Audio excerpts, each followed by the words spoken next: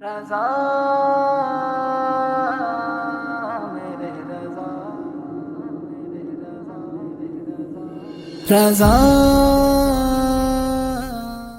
نحمده ونصلي ونسلم على رسوله النبي الكريم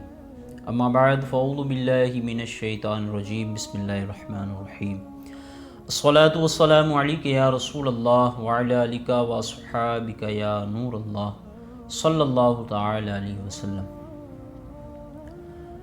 اللہ رب العزت قرآن مجید والفرقان الحمید میں ارشاد فرماتا ہے، اعوذ باللہ من الشیطان الرجیم، اینما تکون یدرککم الموت ولو کنتم فی بروج مشیدہ۔ تم جہاں کہیں پر بھی ہو، موت تم تک پہنچ کر رہے گی، آ کر رہے گی، اگرچہ تم مضبوط برجوں میں جا کر چھپ جاؤ، مضبوط محلوں میں جا کر چھپ جاؤ، مضبوط قلعوں میں جا کر پناہ گزیر ہو جاؤ، موت تم تک آ کر ہی رہے گی۔ ہمارا آج کا جو یہ ٹاپک ہے وہ توبہ کے تعلق سے ہے۔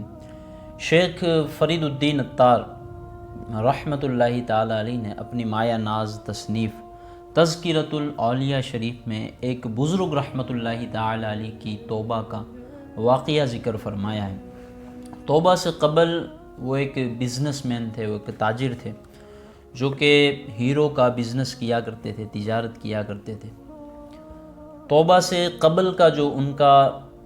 معمول تھا وہ یہاں حضرت نے بیان فرمایا ہے، نقل فرماتے ہیں کہ ایک شخص ہیرے کا تاجر تھا جو بادشاہوں کے دربار میں ہیرو جواہرات کو پیش کرتا، بادشاہ اسے بہت پسند کرتے اور بڑے بڑے ملکوں کے بڑے بڑے بادشاہوں کے دربار میں یہ جاتا اور اپنے یہ مال و اسباب پیش کرتا اور بادشاہ انہیں پسند کرتا اور خرید لیتا۔ ایک مرتبہ ایسا ہوا کہ ایک ملک کے بادشاہ کے پاس اس شخص کا جانا ہوا اور بادشاہ کا جو متعلقہ شخص تھا اس سے اس کی ملاقات ہوئی۔ تو کہا کہ بادشاہ سلامت کہاں ہے؟ میں ہیرے کا تاجر ہوں، بہت سارے ہیرے میرے پاس ہیں اور دنیا کے عمدہ ترین بہترین ہیرے میرے پاس موجود ہے، میں بادشاہ سلامت کو دکھاؤں گا، بادشاہ سلامت اسے ضرور پسند کرے گے۔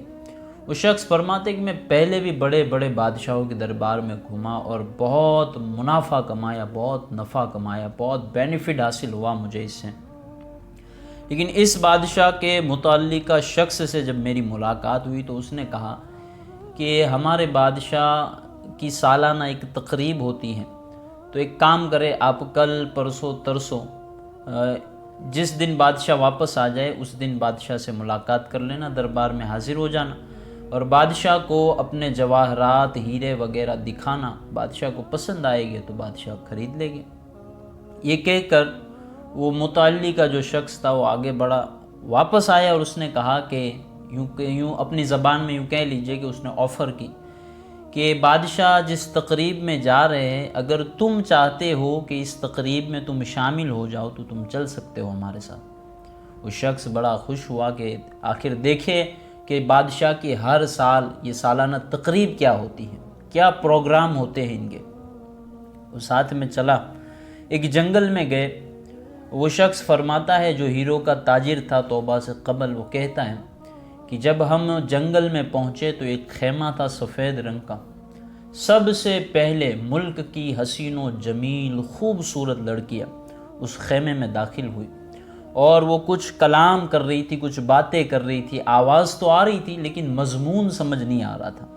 کہ کیا وہ باتیں کر رہی ہیں۔ تو آواز آ رہی تھی لیکن بات سمجھ نہیں آ رہی تھی۔ کچھ دیر اندر ٹھہرے اور باہر آ گئے۔ اس کے بعد بوڑھے جو اس ملک کے تھے، جو بادشاہ کے دربار میں بیٹھے رہتے تھے، اس شہر کے اس گاؤں کے جو بوڑھے شخص تھے، وہ سارے کے سارے اس خیمے میں داخل ہوئے۔ انہوں نے بھی کچھ کلام کیا اور کچھ دیر اندر ٹھہرنے کے بعد واپس ہو لیے۔ اب وہ شخص بڑا حیرت زدہ ہو گیا کہ آخر بات کیا ہے، اس خیمے کے اندر ہے کیا۔ اس کے بعد اس بادشاہ کے وزیر، مشیر، یہ سب اس خیمے میں گئے اور کچھ دیر ٹھہرنے کے بعد واپس آئے۔ اس کے بعد بڑے بڑے حکیم، طبیب، حکمہ، طبہ جو ہے نا اس خیمے میں گئے اور کچھ دیر ٹھہرے، کچھ کلام کیا اور واپس آ گئے۔ اس شخص نے اس متعلقہ شخص کی طرف دیکھا کہ یہ ماجرا کیا چل رہا ہے، اشاروں میں بھی باتیں ہونی۔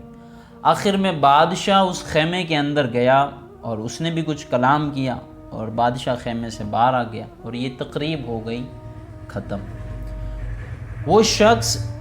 جو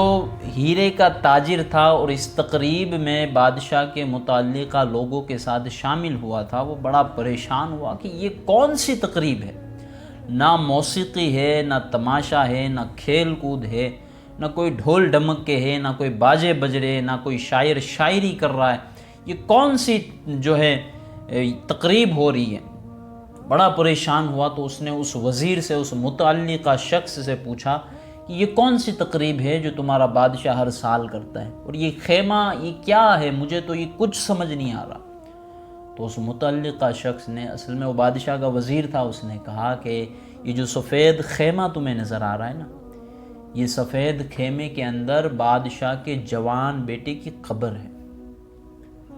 اور ہر سال بادشاہ اپنی ساری مملکت کو لے کر، اپنے قرب و جوار کے لوگوں کو لے کر یہاں آتا ہے۔ سب سے پہلے حسین و جمیل خوبصورت کنیزیں اس خیمے میں جاتی ہیں، عورتیں جاتی ہیں، اور جانے کے بعد بادشاہ کے بیٹے کی، نوجوان بیٹے کی قبر پر کھڑے ہو کر وہ کہتی ہے کہ اے شہزادے، اگر ہمارا حسن و جمال، اگر ہمارا شباب، ہمارا کمال حسن تجھے موت کے منہ سے بچا سکتا تو ہم اپنا سارا حسن جو ہے وہ خرچ کر دیتے، فنا کر دیتے، فدا کر دیتے، اور تیری جوانی کو بچا لیتے، تیری زندگی کو بچا لیتے، ہم موت سے لڑ جاتے۔ لیکن جب موت آتی ہے تو کوئی چارہ نہیں، وہ آ کر ہی رہتی ہے۔ اس کے بعد وہ عورتیں باہر آ جاتی، اس کے بعد بوڑھے شخص اندر جاتے ہیں، حکیم اور طبیب جاتے ہیں اندر، اور جانے کے بعد کہتے ہیں کہ اے شہزادے، اگر ہماری حکمت سے، اگر ہماری دوائیوں سے، اگر ہمارے فارمولوں سے، اگر ہماری تحقیقات کے ذریعے تیری جان کو بچایا جا سکتا، ہم اپنی ساری حکمت خرچ کر دیتے، تیری جان کو بچاتے۔ لیکن جب موت آتی ہے تو دنیا کی سب سے مہنگی گولی منہ کے ذریعے سے، لیکن جب موت آتی ہے تو دنیا کی سب سے مہنگی دوائی منہ کے ذریعے پیٹ میں جاتی ہے، لیکن روح باہر آ جاتی ہے۔ کوئی نہیں بچا سکتا جب موت آتی ہے، یہ کہہ کر باہر آ جاتے۔ اس کے بعد بادشاہ کے بڑے بڑے سپہ سالار، شجاع، بہادر جنگجو سپاہی، گھوڑ سوار اس خیمے میں داخل ہوتے ہیں، اور جانے کے بعد کہتے ہیں کہ اے شہزادے، اگر ہماری طاقت، ہماری قوت، ہمارا پاور، ہمارا جنگ کرنا، اس جنگ کے ذریعے، اس طاقت کے ذریعے، اس شجاعت کے ذریعے اگر تجھے موت سے بچایا جا سکتا تو ہم ضرور تیری مدد کرتے، لیکن جب موت آتی ہے تو کوئی نہیں بچا سکتا، کوئی موت، اور اس شخص جس کو موت آنے والی ہے اس کے آڑے کوئی نہیں آ سکتا، موت نے آ کر ہی رہنا ہے، یہ کہہ کر باہر آ جاتے۔ اور اس کے بعد بڑے بڑے وزیر، مشیر جو بادشاہ کے ہوتے ہیں اس خیمے میں جاتے ہیں اور کہتے ہیں کہ اے شہزادے، ہماری ذہانت سے، ہماری سوچ سے پورا ملک چلتا ہے، ہم وزیر ہیں، ہم مشیر ہیں، مشورہ پیش کرنے والے ہیں، حکمتوں کو جاننے والے ہیں، لوجک جانتے ہیں ہم ہر چیز کا، لیکن اگر ہماری حکمتوں سے، ہماری دانائی سے، ہماری ذہین و فطین صلاحیتوں سے اگر تجھے موت کے منہ سے بچایا جا سکتا تو ہم ضرور اپنی ذہانت کو خرچ کرتے، اپنی حکمتوں کو خرچ کرتے، اپنی ساری سوچوں کو اس بات پر لگا دیتے اور تجھے موت کے منہ سے بچاتے۔ لیکن اے شہزادے، جب موت آتی ہے تو کوئی چیز رکاوٹ نہیں بن سکتی، موت نے آ کر ہی رہنا ہے۔ آخر میں بادشاہ سلامت اس خیمے میں جاتے ہیں، اور جانے کے بعد اپنے اس نوجوان بیٹے کی قبر پر کھڑے ہو کر کہتے ہیں کہ اے شہزادے، جو کچھ میرے پاس تھا وہ میں نے سب حاضر کر دیا۔ اگر میری سلطنت کے ذریعے، اگر میری بادشاہت کے ذریعے، اگر میری پاور کے ذریعے، اگر میری طاقت اور قدرت کے ذریعے سے تجھے موت کے منہ سے بچایا جا سکتا تو اے شہزادے میں ضرور بچاتا، لیکن جب موت آتی ہے کسی کا بس نہیں چلتا۔ وہ اللہ عز و جل جس کے حکم سے بندے کو موت آتی ہے، اس نے جتنی زندگی بندے کے حق میں لکھ دی ہے، بندے نے اتنی ہی سانسیں اس دنیا میں لینی ہے، اور جب موت کا وقت آتا ہے تو کوئی شے نہیں جو بندے کو موت سے بچا سکتی ہے۔ اگر میری بادشاہت، میری سلطنت، یہ سارا کچھ بیچ کر، یہ سارا کچھ فنا کر کر، فدا کر کر تجھے موت کے منہ سے بچایا جا سکتا تو میں ضرور تجھے بچا لیتا، لیکن جب موت آتی ہے تو کوئی نہیں بچا سکتا۔ یہ متعلقہ وزیر اس ہیرے کے تاجر سے گفتگو کر رہا ہے۔ وہ ہیرے کا تاجر لرز گیا، کانپنے لگا۔ اس نے کہا، بڑے بڑے بادشاہوں کے درباروں میں حاضر ہوا، بڑی بڑی تجارتیں کی، لیکن جب ان سارے منافعات کو حاصل کرنے کے بعد، سارا کچھ مال و اسباب جمع کرنے کے بعد، یہ مال، یہ سونا، یہ ہیرے، یہ جواہرات، یہ یازدوم، یہ شہرت، یہ عزت، یہ سب کچھ حاصل کرنے کے بعد آخر موت ہی ہے، تو پھر غفلت کیوں برتی جائے، غافل بن کر زندگی کیوں گزاری جائے۔ اس شخص نے، اس ہیرے کے تاجر نے اپنا سارا مال اللہ رب العزت کی بارگاہ میں صدقہ کر دیا اور توبہ اور تائب ہو کر اللہ تبارک و تعالیٰ کی عبادت میں مصروف ہو گیا۔ جی ناظرین، ہمیں اس حکایت سے بڑے سبق حاصل ہوتے ہیں، بڑے درس اور بڑی نصیحتیں حاصل ہوتی ہیں کہ آخر کار موت ہی ہے۔ اینما تکون یدرککم الموت، جہاں کہیں پر بھی ہم رہیں گے موت نے آ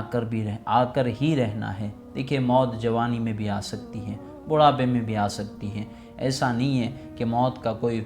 وقت ہے کہ بھئی اتنے عمر کے بعد آپ ایکسپائر ہونے والے ہیں، مرنے والے ہیں۔ نہ، موت کبھی بھی آ سکتی ہے، تو موت سے پہلے بندے کو موت کی تیاری کر لینی چاہیے۔ ارحم الراحمین، احکم الحاکمین، رحمان الرحیم رب نے ہمارے لیے توبہ کا دروازہ کھلا ہوا رکھا ہے۔ آج اپنے رب کی بارگاہ میں حاضر ہو جائے، آج اپنے قدموں کے ساتھ اگر چل کر رب کی بارگاہ میں حاضر ہو کر